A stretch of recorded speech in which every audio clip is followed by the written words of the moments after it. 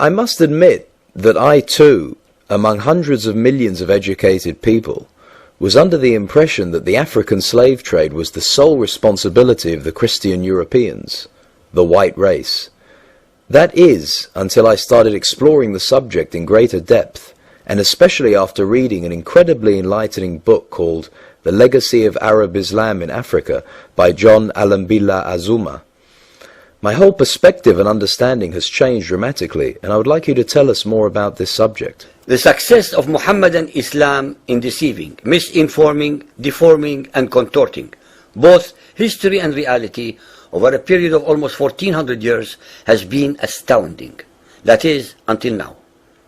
The greatest tragedy about this particular subject is that most of the descendants of African slavery, the black people in the Americas, around the world, as well as among the African blacks, are totally ignorant of the actual facts.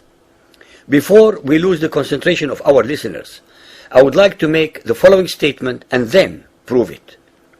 That the worst, most inhumane and most diabolical institution of the black African slave trade was initiated, refined, perpetrated and implemented by the Muhammadan Arabs and later aided and abetted by the black converts to Muhammadan Islam. I predict that, as usual, the two subcultures, those of denial of facts and of political correctness, will attack us without once disproving a single statement and or conclusion that we make. Slavery was not created by the white races, because it has existed throughout human history and practiced by every tribe, culture, civilization, racial group, and religion.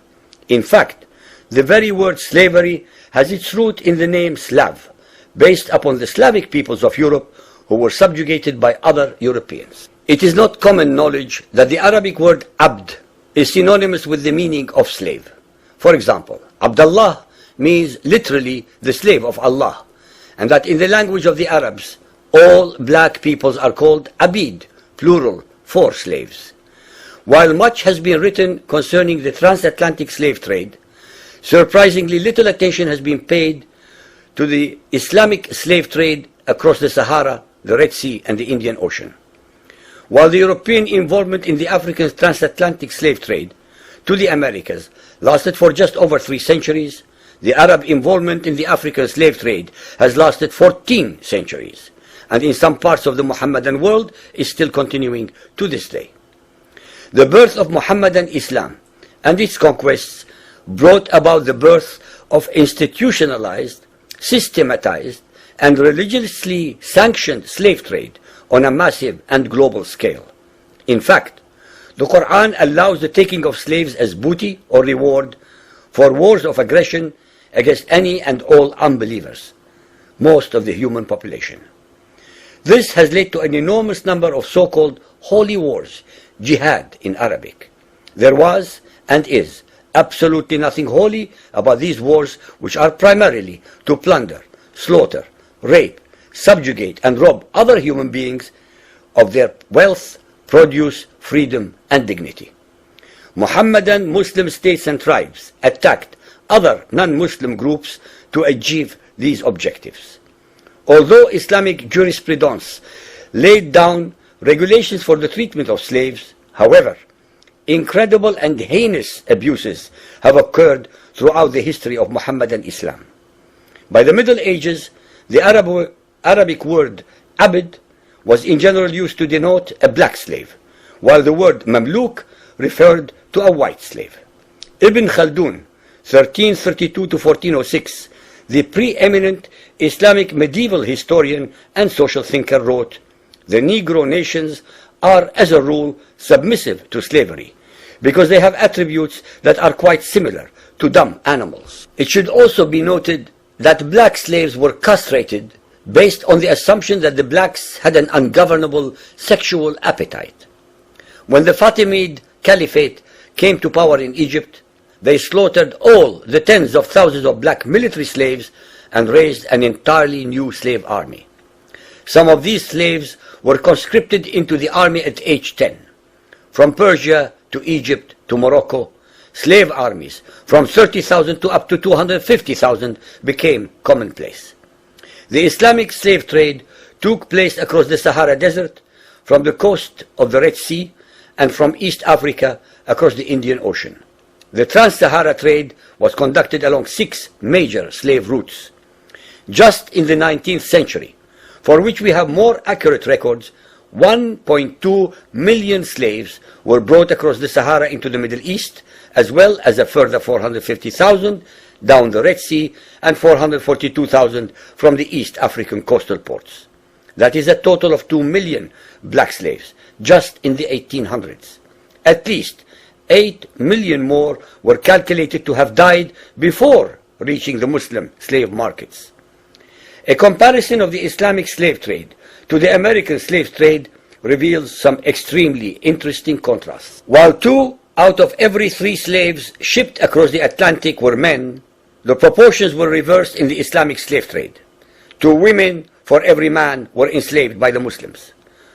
While the mortality rate of slaves being transported across the Atlantic was as high as 10%, the percentage of slaves dying in transit in the Trans-Sahara and East African slave market was a staggering 80 to 90%. While almost all the slaves shipped across the Atlantic were for agricultural work, most of the slaves destined for the Muslim Middle East were for sexual exploitation as concubines, in harems, and for military service. While many children were born to the slaves in the Americas, the millions of their descendants are citizens in Brazil and the United States today. Very few descendants of the slaves that ended up in the Middle East survive. While most slaves who went to the Americas could marry and have families, most of the male slaves destined for the Middle East were castrated, and most of the children born to the women were killed at birth. It is estimated that possibly as many as 11 million Africans were transported across the Atlantic, 95% of which went to South and Central America, mainly to Portuguese, Spanish, and French possessions. Only 5% of the slaves ended up in what we call the United States today. However, a minimum of 28 million Africans were enslaved in the Muslim Middle East. Since at least 80% of those captured by Muslim slave traders were calculated to have died before reaching the slave markets, it is believed that the death toll from 1400 years of Arab and Muslim slave raids into Africa could have been as high as 112 millions. When added to the number of those sold in the slave markets, the total number of African victims of the Trans-Saharan and East African slave trade could be significantly higher than 140 million people.